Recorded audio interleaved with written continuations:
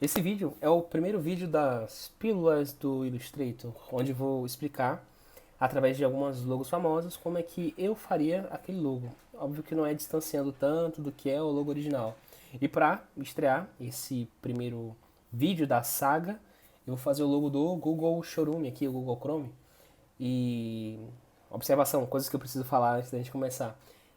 Sempre eu vou fazer alguns apontamentos, às vezes vou dar um pauzinho, explicar o que eu estava pensando naquela hora, não sei o que lá. Lembrando que isso aqui é um vídeo que é feito separado, apenas eu estou fazendo análise do que eu fiz um tempo atrás, beleza? E começando aqui, basicamente eu sempre começo todo o meu projeto de logo, símbolo, que seja, sempre começo ele com um quadrado para poder, a partir disso, conseguir colocar as minhas grids, né? Porque um quadrado é um quadrado em qualquer lugar, né? Independente dele ter 400 pixels ou 600, como é esse caso aqui. Aí centralizo ele para agora fazer o Sleep into Grid, como eu estou usando o Illustrator em português. Nesse caso aqui a gente vai ver esses nomes em português, que eu também sou um pouco desfamiliarizado, mas acho que é melhor para a maioria do pessoal ficar mais à vontade com isso. Aí perceba que no momento que eu digito o número 7, onde estão as linhas, as rows, ele me gera uma medianiz de 0,01. Isso fode um pouquinho meu cálculo, então eu volto atrás e faço a numeração através do scroll do mouse. Então, a partir do momento que eu jogo o scroll para cima, eu estou somando, o scroll para baixo eu estou subtraindo. Aí volto cá, coloco o número 1 e vou usando o scroll para poder somar, né? A mesma coisa para o número de colunas, ele dá 7 por 7. Então, basicamente, aqui eu tenho um grid 7 por 7 e a partir dele que eu vou trazendo um pouco do esqueleto, posso falar assim, do logo do Google Chrome. Eu nomeio aqui como grid, né, para poder me localizar onde é que eu tô, e crio uma segunda camada chamada guide, que é onde vai a estrutura mais próxima do real que eu tenho ali. Entra uma circunferência com tamanho 600, né, que é o tamanho total das minhas grids 7 por 7. Faço uma diminuição de 2 módulos, então a gente chama de módulo toda unidade de quadrado que faz parte de um grid retangular. No caso, esse é um grid retangular, que é 7 por 7, ou seja, pega 7 linhas e 7 colunas. Cada uma unidade dessa é chamada de módulo, então eu diminuo 2 módulos, ou seja, 2 em cima, 2 embaixo, e tenho uma circunferência de 3 por 3, 3 linhas por 3 colunas, e por aí segue. É interessante você perceber que eu trabalho com as formas geométricas mais básicas, como quadrados, circunferências, linhas, e com isso eu já consigo um resultado muito legal. Então, quando eu falo para vocês sobre trabalhar com geometria no Illustrator, trabalhar com criação de símbolos, logotipos, é você ter uma mente voltada para trabalhar com o básico e conseguir ótimos resultados com isso. Nesse caso aqui eu faço uma definição de cor diferente para separar o que é só de marcação e do que realmente faz parte das minhas guides.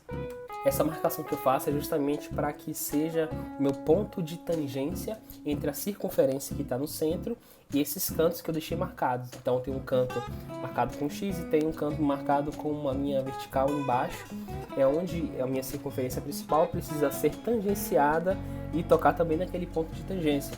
Que também é um assunto que, na minha opinião, é o assunto mais importante e que para você dominar um pouco da geometria no Illustrator, para dominar os símbolos consistentes, para dominar a criação de logotipos bem feitos, os logotipos geométricos bem feitos, você precisa ter noção do tema tangência de circunferências.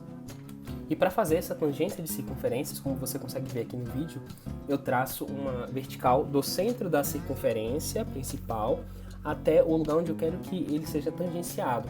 A partir disso, eu traço o centro dela. Então, eu uso a tecla R, que é a minha Rotate Tool, rotaciono ela para ficar perpendicular à minha certa vertical, ou seja, uma linha, né? Uma linha horizontal. Eu consigo entender qual é o centro dela e a partir disso você vai entender o que eu estou fazendo. Através da ferramenta Transform, eu entendo qual é a distância daquela reta. Por que eu uso a ferramenta Transform e não olho só por cima? Porque existe a distância do tamanho, no caso, o tamanho de uma linha e o quanto ela ocupa de tamanho vertical. Ou seja, se eu tenho uma linha que é um tamanho, que ela ocupa um espaço diagonal, eu tenho um espaço que ela ocupa tanto vertical como horizontal. Então, o que eu quero levar em consideração no caso das linhas diagonais é simplesmente o tamanho da linha, o espaço que ela ocupa. Mas aí virou um hábito tão forte em mim que eu já estou usando ele de modo mais natural. Então aí eu utilizo a transform para poder ver o tamanho da linha nesse caso. Pego o tamanho da linha e construo uma circunferência com o centro no centro da minha linha. Então eu defino o centro da linha e faço a circunferência que tem um centro nesse mesmo lugar. Que a partir disso eu consigo traçar um ponto de tangência na circunferência, que eu posso fazer a linha que vai tangenciar embaixo também. Muito doido, né, velho? Eu curto muito esse tipo de assunto, porque, sei lá, ele transcende o que a gente entende no mundo usual, no mundo cotidiano. É uma parada muito doida que eu curto muito. E você deve utilizar isso, não é que você pode, você deve utilizar isso, porque se você for fazer no olho, você vai errar muitos dos pontos, porque imagina uma possibilidade de 360 pontos. Existe apenas um que vai tangenciar aquela circunferência e tangenciar o ponto que você determina na parte de baixo. É muito pouco provável que nesse um você consiga acertar. Então a gente pode usar as ferramentas que estão ao nosso favor, como por exemplo a geometria, que está aqui para ser aplicada no Illustrator para deixar o nosso símbolo mais consistente, nosso logotipo com uma lógica e coesão mais bem aplicada. E eu repito o mesmo processo na parte de cima. Eu tenho um ponto que eu quero que a linha tangencie e eu preciso fazer com que ela tangencie também a circunferência. Faço o mesmo modelo. Traço uma linha do centro da circunferência até o ponto, entendo qual é o centro dessa linha, capturo através da transform o tamanho dessa linha diagonal. Então, se você utilizar o método convencional, você não vai conseguir o tamanho da linha, mas o espaço que ela ocupa verticalmente. Então, imagina que existe um retângulo e uma diagonal que traça do primeiro ponto aqui até o último ponto da parte inferior.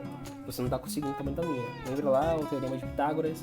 E eu estou falando dessa forma para facilitar a sua forma de entender de que o espaço de uma linha diagonal não é necessariamente o que ela ocupa de espaço horizontal. Entendi o tamanho, copio a partir do centro a circunferência e entendo os pontos de tangência. E a lógica se repete porque se eu fizesse um ponto de tangência em cima, daria certo, assim como eu conseguiria fazer na parte de baixo. Porque se perceba que a circunferência nova que eu criei, ela tangencia o círculo do meio em dois pontos. Um em cima e outro um pouco mais para baixo. Então daria certo de qualquer forma. Traço uma linha a partir disso até esse ponto e apago as minhas linhas de marcação. Esse aí é o símbolo. Entende porque ele é bonito, ele é consistente, ele traz pra gente essa ideia de coesão. É justamente porque há uma matemática envolvida por trás de tudo isso, nesse símbolo geométrico, que fala pra gente assim, cara, tá, sabe, é uma conversa muito uniforme sobre o que esse símbolo tá passando pra gente. Aí eu faço uma divisão básica por 4 dentro do próprio módulo, mas eu só reaproveito um deles, né? No final das contas, copio a circunferência e faço ele com a distância de 1/4. Então, se eu tenho um módulo dividido por 4 vezes, eu aproveito daquelas 4 divisões nesse caso. Aí consegui 1/4 dele e o símbolo está pronto. Eu faço os cortes no final das contas. Com a Shape Builder, eu copio, óbvio, a layer para ter salvo aquele guide, caso eu precise fazer algum tipo de alteração. E utilizo a Final, que eu acabei de criar, para poder fazer os cortes. Separo tudo, clico só o que eu quero, Ctrl X para poder cortar, Ctrl A, seleciono tudo e colo de volta com Ctrl Shift V e aí vou dando a cor. As cores que eu já salvei, claro, o que facilita muito o meu trabalho. Aí beleza? Esse é o símbolo no seu estado final. Se você curtiu, não esqueça de deixar seu like aqui, deixar um comentário e compartilhar com quem precisa saber desse tipo de conteúdo que eu estou passando aqui. Valeu?